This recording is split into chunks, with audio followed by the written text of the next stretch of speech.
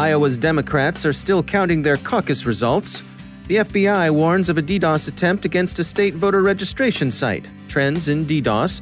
Some new strains of ransomware are out in the wild. Spoofed emails may be an Iranian espionage effort. And the confessed Nintendo hacker cops a plea.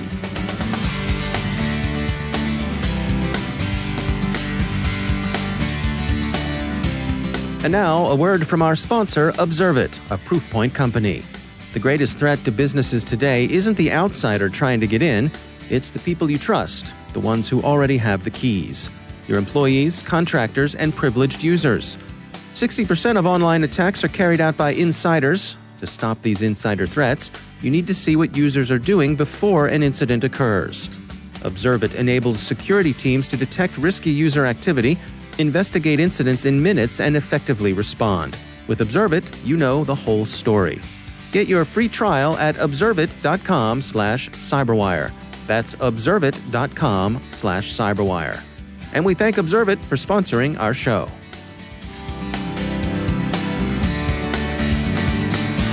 Funding for this CyberWire podcast is made possible in part by McAfee. Security fueled by insight. Intelligence lets you respond to your environment. Insights empower you to change it. Identify with machine learning. Defend and correct with deep learning. Anticipate with artificial intelligence. McAfee, the device-to-cloud cybersecurity company. Go to mcafee.com/insights. From the CyberWire studios at Data Tribe, I'm Dave Bittner with your CyberWire summary for Wednesday, February 5th, 2020. The Democratic Party continues to count the results of its Iowa caucus. This afternoon, those results remain incomplete. 71% of the precinct's results have been counted. The problems at the caucus are attributed not to hacking, the Washington Post reports, but to a buggy, inadequately tested app produced by Shadow, effectively a for-profit tech arm for its investor, the Progressive Washington Not-for-Profit Consultancy, acronym.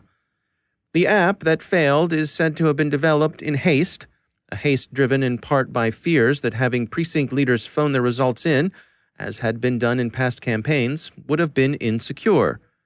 It was finished and adopted without proper testing. For example, it wasn't finished in time to qualify for inclusion in Apple's store, and of course, many precinct leaders use iPhones.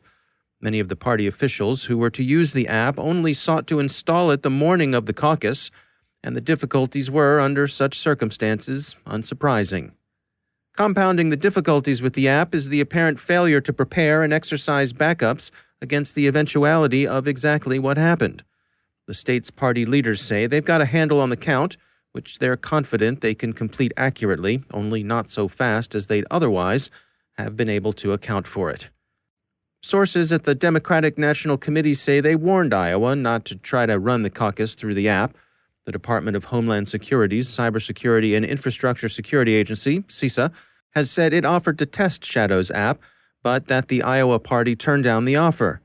Iowa Democrats rebuffed the warnings from the National Committee, and according to the Washington Post, they say they didn't know about CISA's offer. No fresh lessons have emerged since yesterday, but it's worth repeating 4 of them. First, don't deploy election software until it's thoroughly tested, and Shadow's app seems hardly to have been tested at all, judging from the Wall Street Journal's account. Second, resilience always demands some sort of affected, tested backup.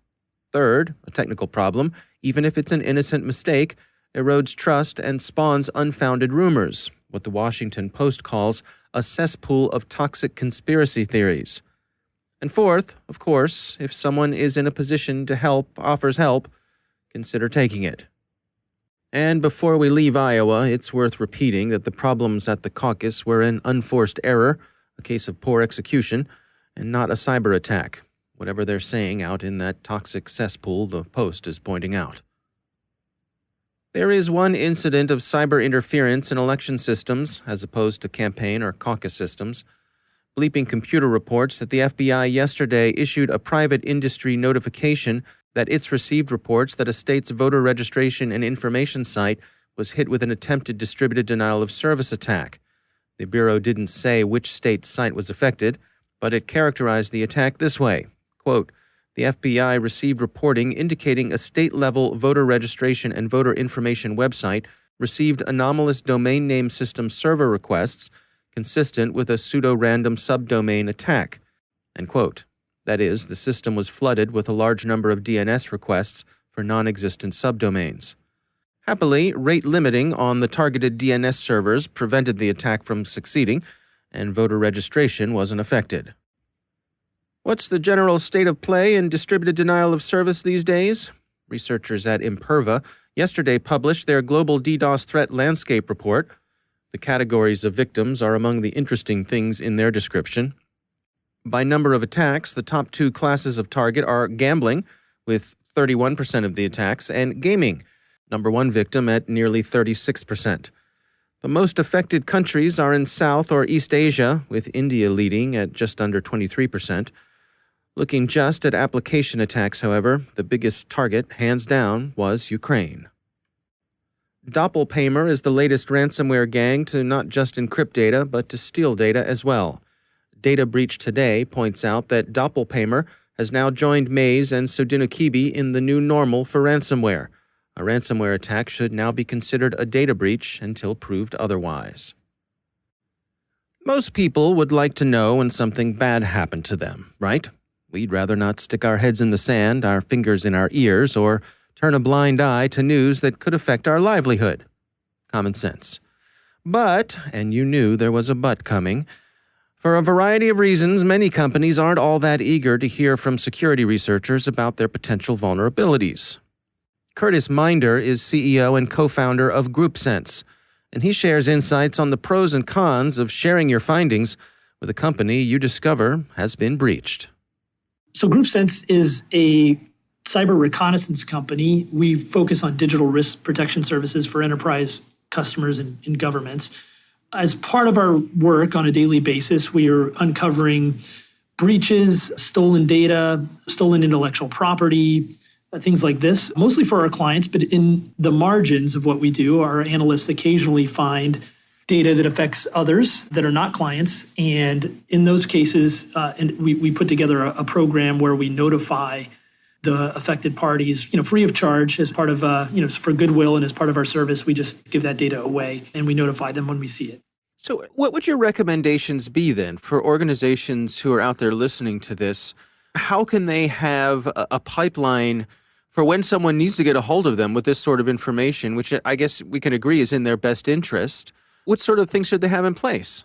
Well, I'll comment and say that it may not be in their best interest in some cases, if you think about the outcomes from this sort of notification, but it's certainly a lot of times in their constituents' best interest, right? So their customers' best interest.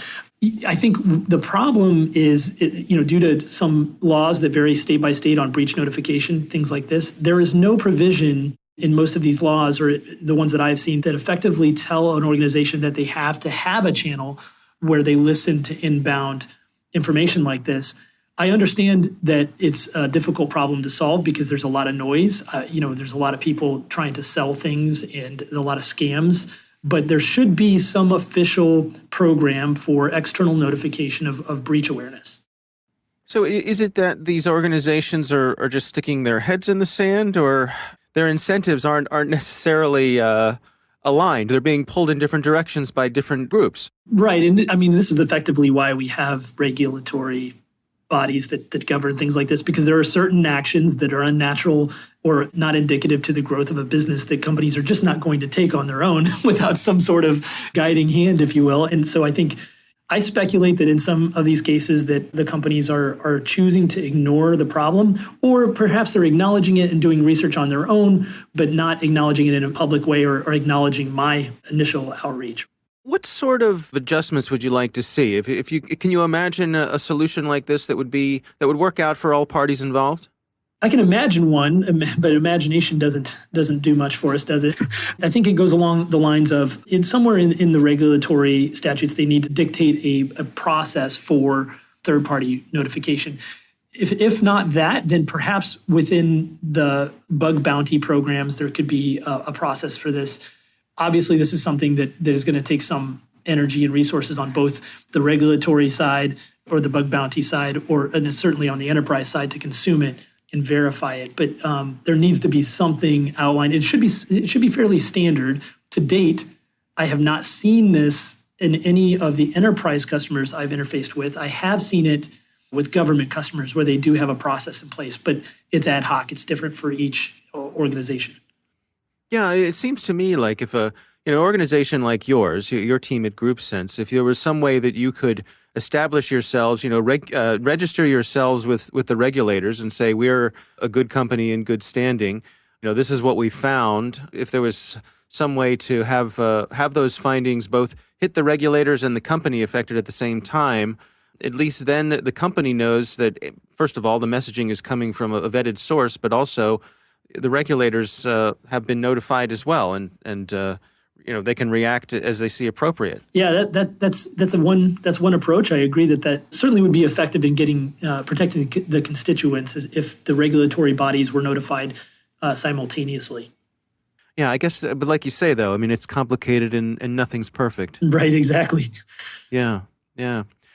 We have to say the good side of the story, right, which is the companies that have responded and we've engaged with, the outcomes have generally been positive, or we've been able to actually supply them with useful data. We work with their IR teams and we come to a resolution. Typically, we're working also with their law firms in some fashion or some capacity as part of the process.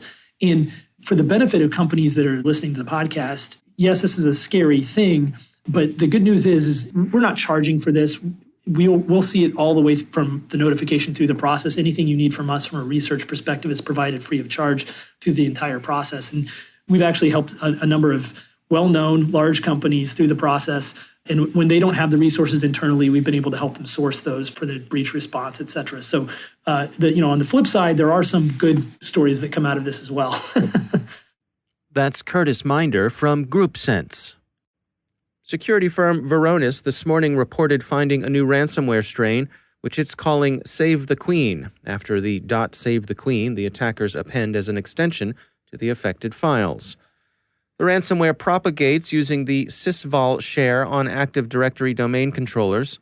The only thing unusual about Save the Queen is what Varonis calls its creative use of Active Directory to spread the dropper. Beyond that, the ransomware's components seem largely commodity tools, packaged into a straightforward bit of malware. Reuters says that emails spoofing the accounts of journalists are being used to prospect targets with bogus approaches for interviews. It appears to be an espionage campaign, and the circumstantial evidence of targets and topics suggests an Iranian operation. Remember, this evidence is circumstantial, but the spoofing of accounts belonging to journalists working in the West but who have connections with Iran to approach high-profile targets who themselves have Iranian background is suggestive. Finally, one wonders what the cops and robbers are thinking sometimes. Well, at least the robbers. Ryan Hernandez, who took a guilty plea Friday to charges related to hacking Nintendo servers to steal games and other things, not only spent years doing so, but was brazen enough to brag about his exploits on social networks like Twitter and Discord. Vice has the whole sad story. Nintendo got wise to him in 2016, and in 2017, the FBI visited him at home to reason with him. Cliché alert. He lived with his parents. After discussion, Mr. Hernandez indicated he understood the seriousness of the matter and promised to return to the straight and narrow, but he was back up on Discord within hours, mocking the FBI in, we must observe, appallingly spelled posts.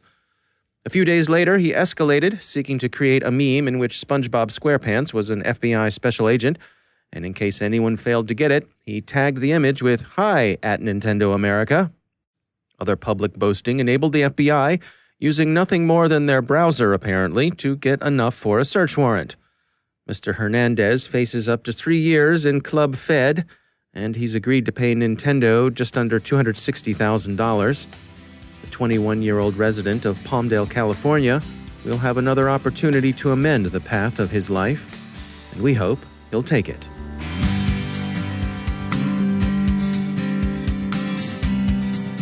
And now a word from our sponsor, KnowBe4. There's a reason more than half of today's ransomware victims end up paying the ransom.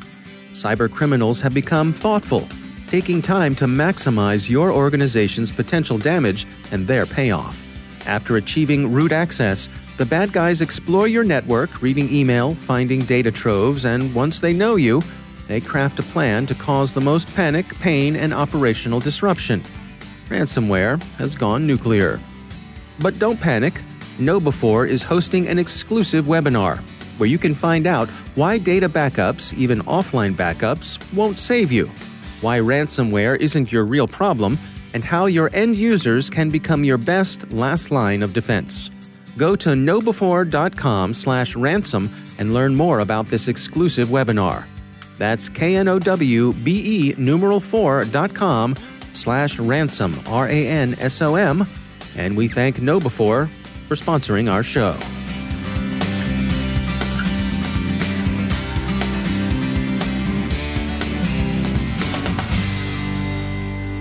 And I'm pleased to be joined once again by Craig Williams. He's the Director of Talos Outreach at Cisco. Craig, always great to have you back. You all recently published some information over on your blog. This is Stolen Emails Reflect Emotet's Organic Growth. So Emotet is still under your watchful eye here, yes? Absolutely. Emotet's been one of those campaigns that we've been monitoring for literally years. I don't know that it's the longest. I'm sure we've been monitoring a couple things longer, but it's definitely up there in terms of things that we've just been sitting back and watching and keeping a really close eye on for both our customers and the internet as a whole. And so what are you tracking here? What's the latest? Well, so what we saw in this particular campaign was basically a compromise of some government and military customers. And then, as usual, Emotet will use those accounts to move laterally within organizations. And because these were government and military, it's moving inside of government and military. And obviously, when you see that type of thing, it's very concerning because generally speaking, if people see emails from sources that they consider internal, they're much more likely to trust them. And that's why we needed to make sure the word got out that there are malicious actors using these relationships for nefarious purposes. Can you give us some of the specifics about how Emotet functions? Yeah, I mean, one of Emotet's favorites is to basically find conversations that have existed over an email thread and basically continue on that thread with a malicious attachment. So, if you've got a thread with your buddy and it's gone on and on and on, and all of a sudden your buddy replies back with, "Oh, you know what? That's right," and then attaches receipt.pdf, probably don't open that. Right. So Emotet works by getting access to your email account for getting in there and being able to do those sorts of things. Well, that or phish credentials, and generally speaking, it responds with a Word document has macros embedded in it, and the typical Emotet attachment is one that you open where it'll then entice you to open a macro or otherwise interact with it for the compromise to take place. Mm-hmm. Is this a case where, because it's so effective, does that explain the longevity of Emotet? Yes, and we actually saw them take a break for the Orthodox Christmas holiday.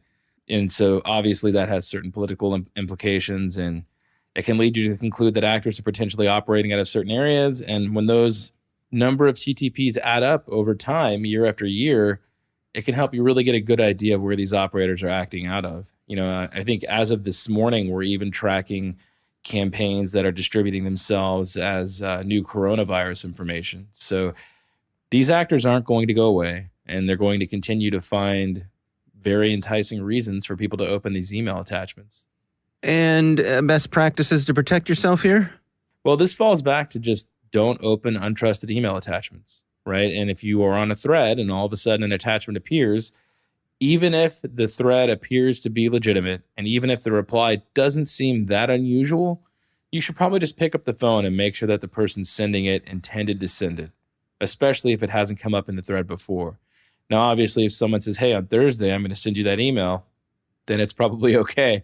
But alternatively, if you have a thread that's existed for a while, that's been basically abandoned, and then all of a sudden someone replies to it with an attachment and maybe a couple of really generic statements that don't make a lot of sense in the context of the conversation, that's when your guard should shoot up. Yeah.